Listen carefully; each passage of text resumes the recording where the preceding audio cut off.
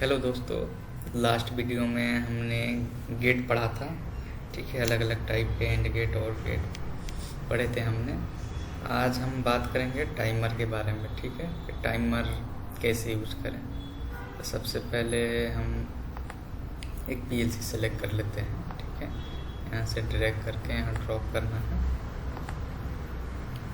ठीक है, हमने एक पीएलसी ले लिया। फिर नेक्स्ट प्रोग्रामिंग में जाएंगे। फिर लास्ट टाइम भी मैंने आपको बताया था, यहाँ पे आपका इंस्ट्रक्शन ब्लॉक आता है, फंक्शन ब्लॉक।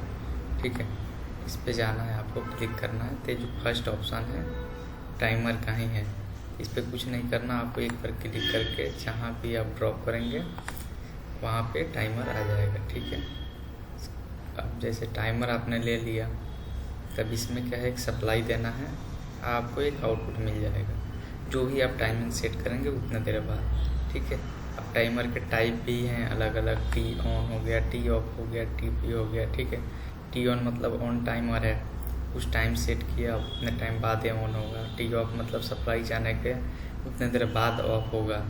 ठीक है, टी पी मतलब एक राइजिंग पल्स देता है। ठीक है, तो ऐसे करके आप तीनों यहीं से कॉन्फ़िगर कर सकते हैं। आपको अलग से मतलब लेने की ज़रूरत नहीं पड़ती। जैसे बाकी भी ब्रांड में आप देखेंगे तो उनमें क्या है, अलग से ही ब्लॉक आते हैं बने हुए। इनमें ऐसा नहीं है, इनमें आप कॉन्फ़िगर करके बना सकते हैं। एक ही ब्लॉक को टी ऑन भी बना सकते हैं, टी ऑफ भी बना सकते हैं।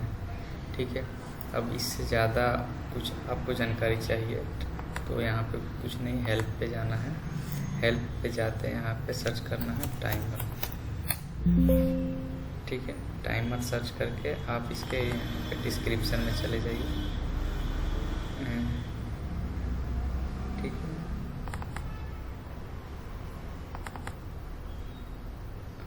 आपका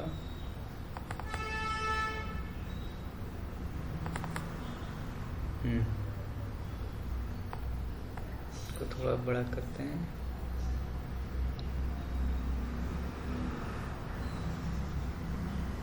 जैसे टी ऑफ आ रहा है, ऐसा ही हाँ यहाँ पे आ गया टी ऑन। ठीक है, टी ऑन के लिए यहाँ पे आप पढ़ सकते हैं इसके बारे में। ठीक है, वैसे ही आपको टी ऑफ इधर दिख रहा है ना, टी ऑफ का भी यहाँ से आप पढ़ सकते हैं और टी पी का भी पढ़ सकते हैं। ठीक है, अभी हम एक लॉजिक बनाते हैं तो उससे क्या है, चीज़ें आपको अच्छे से समझ में आ जाएगी। तो सबसे पहले हम इसके सप्लाई के लिए एक एनो बटन लेते हैं यहाँ पे। ठीक है, यहाँ पे एनो ले लिया, एक आउटपुट ले लेते हैं। इसकी एड्रेसिंग हम करते हैं।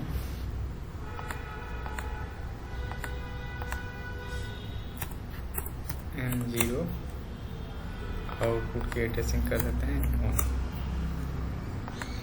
ठीक है, अभी हम टी ऑन बना रहे हैं टाइमर। इसकी प्रेजेंट टाइमिंग है, 10 सेकंड डालते हैं और जो टाइम बेस है उसको सेकंड में कर देते हैं। टाइम बेस आप अलग अलग अपने अकॉर्डिंग कर सकते हैं। 1 मिली सेकेंड का भी है, 10 मिली सेकेंड का है, 100 मिली सेकेंड का ही है। ठीक है, तो टाइम बेस का मीनिंग आप ऐसे समझ सकते हैं, जैसे 1 सेकेंड हो गया, 1 मिली सेकेंड हो गया। ठीक है, तो इसका मीनिंग हुआ, मान लीजिए आप 100 मिली सेकेंड रखते हैं, है ना, तो आपको 1 सेकेंड पूरा होने के लिए था, एक सेकेंड में कितने मिली सेकेंड होता है, 1000। तो आपको मतलब क्या है, 10 डालेंगे आप तो आपका 1 सेकेंड का टाइमर बनेगा। इसलिए हम ज़्यादा कंफ्यूज ना होकर सिंपल सी आपको सेकेंड में अभी नाप ले लीजिए, बाद में मैं बताऊंगा कि 100 मिली सेकेंड, 10 मिली सेकेंड का भी यूज कैसे करें। ठीक है, उसके बाद ये रिटेंटिव आपको करना है, तो रिटेंटिव यहाँ से कर सकते हैं। मैं तो अभी जस्ट अप्लाई करता हूँ। ठीक है, फिर इसको यहाँ से कंपाइल करते हैं, फिर यहाँ से सिमुलेटर लॉन्च करते हैं। ठीक है, फिर यहाँ से रन करते हैं। ठीक है, अभी हमारा कंट्रोलर क्या है, रन मोड पे आ गया है। अब देखिए टाइमिंग क्या है, 10 सेकंड सेट है, इसमें अभी 0 है। ये क्या है, आपकी % जो रनिंग वैल्यू रहेगी टाइमर वो यहाँ पे शो होगा आपको। तो मैं मान लीजिए ऑन करता हूँ, पे देखिए टाइमिंग काउंट चालू हो गया। जैसे 10 पहुंचेगा आपका आउटपुट ऑन हो जाएगा। देखिए 10 होते ही आपका आउटपुट क्या हो गया, ऑन हो गया। ठीक है, वैसे आप जैसे इसको ऑफ करेंगे ये ऑफ हो जाएगा। अच्छे समझने के लिए आप यहाँ पे एक एनिमेशन टेबल क्रिएट कर लीजिए सबसे अच्छा। फिर यहाँ पे डालिए परसेंटेज TM, मतलब ये जो टाइमर का नंबर है 0.E, 1.E। ठीक है, तो भी जो होगा .V होगा, ये क्या होगा, आपकी रनिंग वैल्यू होगा। जो टाइमर अभी चल रहा है जो भी काउंट करेगा वो रनिंग वैल्यू होगा। P मतलब सेट वैल्यू। सेट वैल्यू मान लीजिए आपको कुछ लॉजिक लिखना है तो आप डायरेक्ट इसमें मूव कराएंगे। जो भी टाइमर नंबर होगा .P लगा के, मान लीजिए जैसे मेरे को चेंज करना है यहाँ वैल्यू, मेरे को 15 सेकंड करना है। ठीक है, तो देखिए आप यहाँ पे 15 हो गया। मान लीजिए मेरे को 12 सेकंड करना है, तो आप ध्यान दीजिए, देखिए यहाँ पे 12 हो गया। ठीक है, आप यहाँ पे कहीं ऑप्शन नहीं दे रहा है कि आप यहाँ पे आप प्रेजेंट वैल्यू चेंज कर पाओ। ठीक है, तो आपको क्या है, एक डेटा मेमोरी वर्ड लेना है, उसमें टाइप करना है, या HMI पे दे रहे हैं तो उसका एड्रेसिंग आपको HMI पे करना है और उससे मूव कराना है आपको इसमें। ठीक है, तो इंस्ट्रक्शन ब्लॉक आप यूज करके उसको मूव करेंगे। जैसे अभी मैंने मान लीजिए फिर ऑन किया मैंने टाइम, तो देखिए यहाँ पे मैंने अभी बताया था परसेंटेज TM 0.V, ये आपकी रनिंग वैल्यू है। तो ये देखिए काउंट होते हुए यहाँ पे दिख रहा है। जैसे 12 के इक्वल होगा तो अपना आउटपुट ऑन हो जाएगा। देखिए आउटपुट ऑन हो गया। जैसे मैं इसको 0 करूँगा, जो टाइमिंग काउंट वैल्यू है वो 0 हो गया। ठीक है, तो ऐसे करके आप टाइमर का यूज कर सकते हैं। अभी एक बार मैं टाइम बेस का भी बता देता हूँ आपको कि मान लीजिए टाइम बेस मैंने 100 मिली सेकेंड रखा। तो आप एक चीज़ बताइए, मैं कैलकुलेटर ओपन कर लेता हूँ। हमने मान लीजिए क्या रखा, 100 का टाइम बेस रखा है ना। तो 1 सेकेंड के लिए हमको क्या करना पड़ेगा।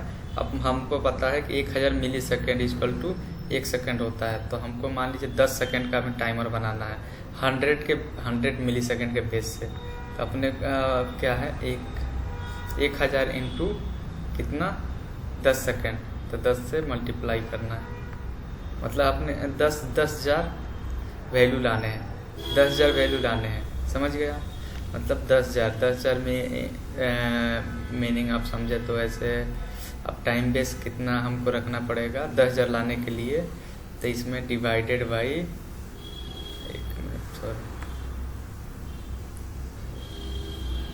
10,000 डिवाइडेड बाई टाइम बेस कितने का रखा है, 100 का।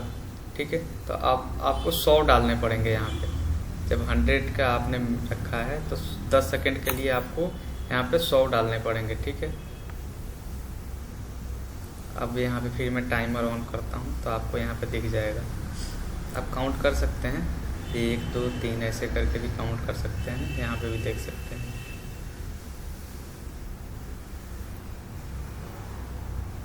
देखिए 10 सेकेंड।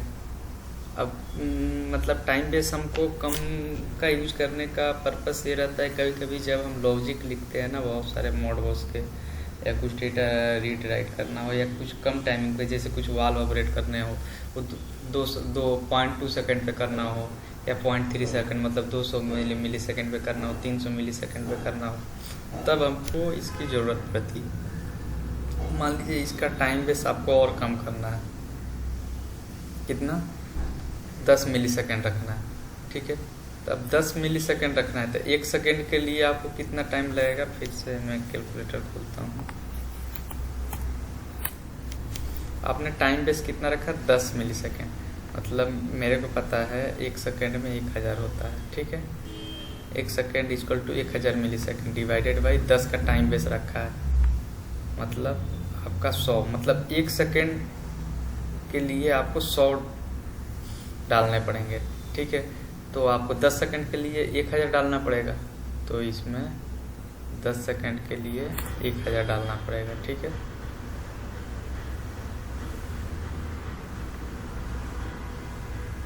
इसको ऑफ कर देते हैं, फिर से ऑन करते हैं कि आपको समझ में। ठीक है, अब देखिए ये भी आपका 10 सेकंड का ही टाइमर है। यहाँ पे देखिए 5, 6, 7 ऐसे बढ़ रहा है ना। तो टाइम बेस आप कम करेंगे तो यहाँ पे आपकी वैल्यू बढ़ जाएगी। देखिए पहले भी हमने 10 सेकंड का बनाया था तो 10 लिखा था, फिर 100 मिलीसेकंड बेस किया तो 100 लिखना पड़ा, फिर 10 मिलीसेकंड बेस किया तो वही 10 सेकंड के लिए ही हमको 1000 लिखना पड़ा। तो कैलकुलेशन कैसे हो रहा है अभी मैंने आपको करके बता दिया। ठीक है, तो आप वैसे फिर एक और इसमें टाइम बेस बचता है 1 मिलीसेकंड। तो 1 मिलीसेकंड का आप टाइम बेस चलाएंगे, मतलब 1 सेकंड के लिए आपको 1000 लिखना पड़ेगा। मान लीजिए 1 मिलीसेकंड का टाइम बेस आपने चूज कर लिया। ठीक है, इसको मैं ऑफ करता हूँ। ठीक है, 1 मिलीसेकंड, तो 1 सेकंड के लिए आपको पता है कि 1000 लिखना पड़ेगा। तो 10 आपको पता है 10 सेकंड का टाइमर हमको बनाना है तो हमको 10,000 लिखना पड़ेगा। 10,000 मैं यहाँ से राइट कर दिया।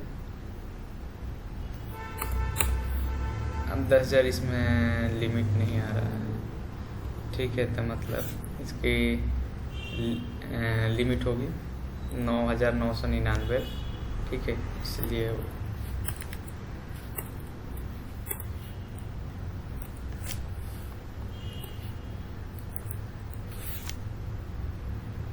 ठीक है 9,999 है। आपको डबल वर्ड में लेना पड़ेगा। तो ये अप्रोक्सीमेटली 10 ही है, 10 समझ लीजिए। ठीक है, तो ये भी क्या है आपका 10 सेकंड का ही टाइमर बन गया।